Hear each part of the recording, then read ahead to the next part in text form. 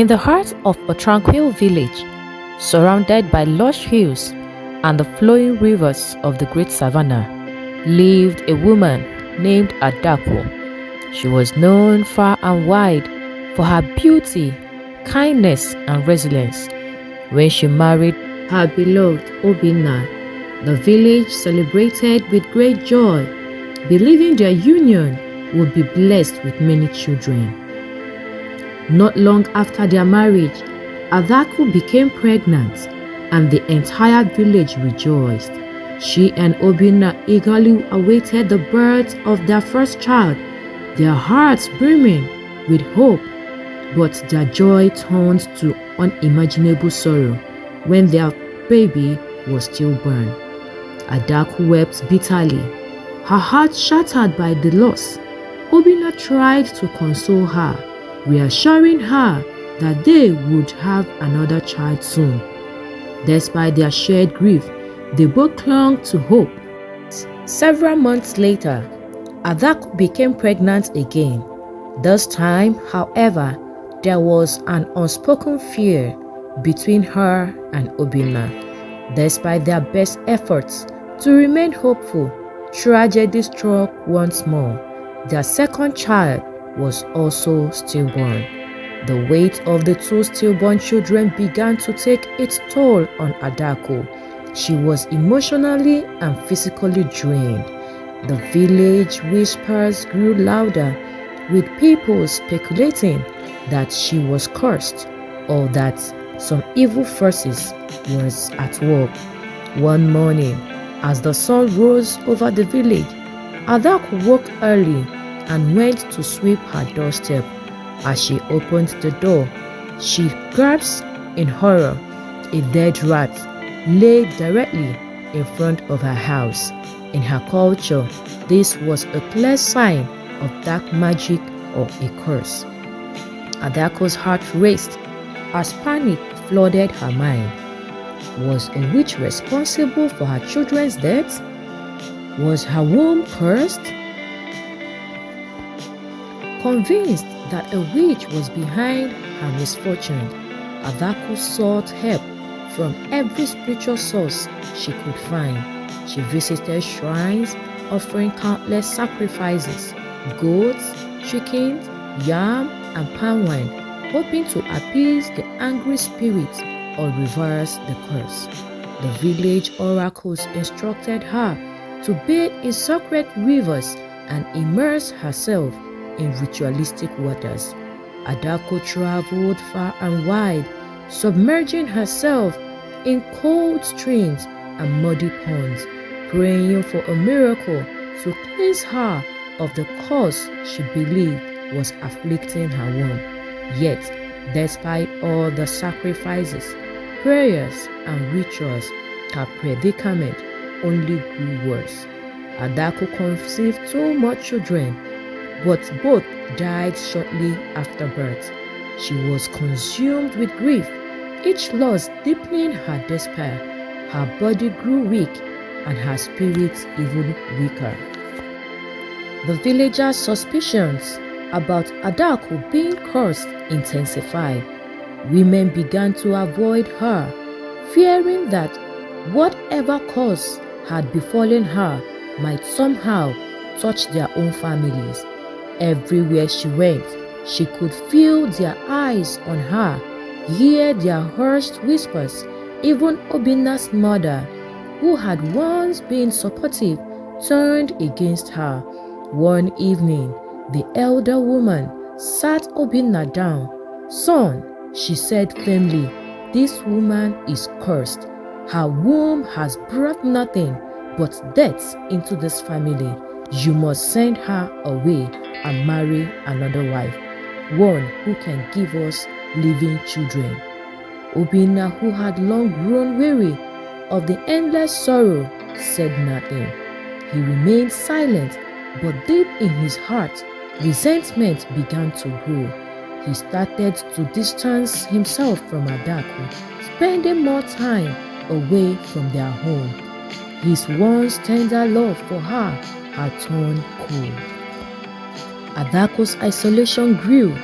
Her once strong marriage was now a fragile shell. She could sense Obinna slipping away from her.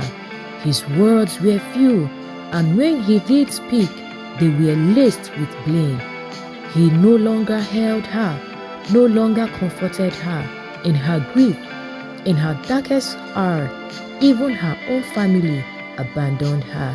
They could not understand the mysterious death of her children and began to believe that she was indeed cursed by the gods.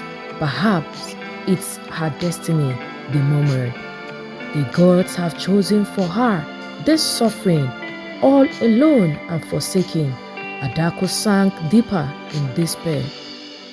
She continued her rituals, offering more sacrifices and seeking answers, but her hope was dwindling. She was left wandering between the realms of superstition and helplessness, unsure of what future, if any, awaited. One fateful day, as the villagers gathered for the market, a traveling nurse arrived in the village. She had come from a distant land, bringing with her knowledge of modern medicine. The villagers were curious about the stranger, but none dared to approach her. Words of Adaku's suffering reached the nurse, who expressed a desire to meet her. When they met, Adaku was hesitant, having already exhausted every avenue she knew of. But the nurse's gentle demeanor and promises of understanding convinced her to listen. The nurse examined both Adaku and Obinna, and after some tests, revealed something that no shrine or oracle could have ever told them. Your suffering is not cursed by witchcraft or a curse, the nurse explained. It's due to something called rhesus incompatibility. Your blood type and your husband's blood type are incompatible in a way that causes your body to attack the unborn child. It is not a curse, it's a medical condition. Adaku was stunned. After years of sacrifices, bathing in rivers, and enduring endless suffering, the answer was in her blood all along.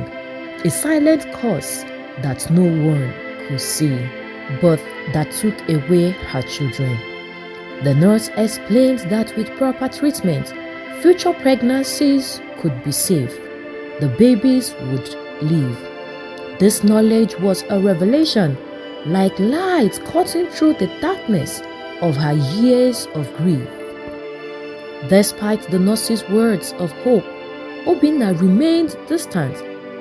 His heart has grown cold and bitter from years of sorrow to return to Adaku. He could not find it within himself to start again, even with the newfound understanding.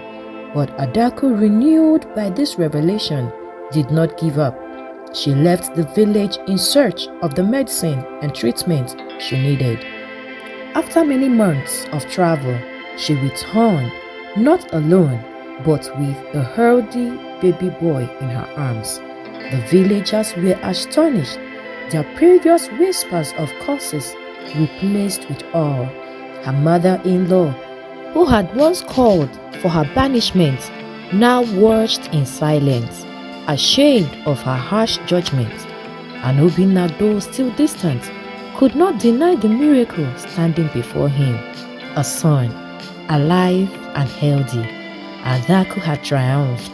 She had endured endless sufferings, isolation and rejection, but in the end, it was not sacrifices or rituals that saved her. It was knowledge and perseverance. Adaku's story spread throughout the village and in time became a legend passed down from generation to generation. She was no longer seen as a cursed woman, but as a symbol of resilience and strength. Her name was spoken with reverence, and her story served as a powerful reminder that ignorance, not curses, was the true enemy. Moral of the story: what we do not understand can seem like a curse, But with knowledge comes power. Truly, ignorance can cause more suffering than any supernatural force, but wisdom and determination can break even the strongest chains. Thanks for watching.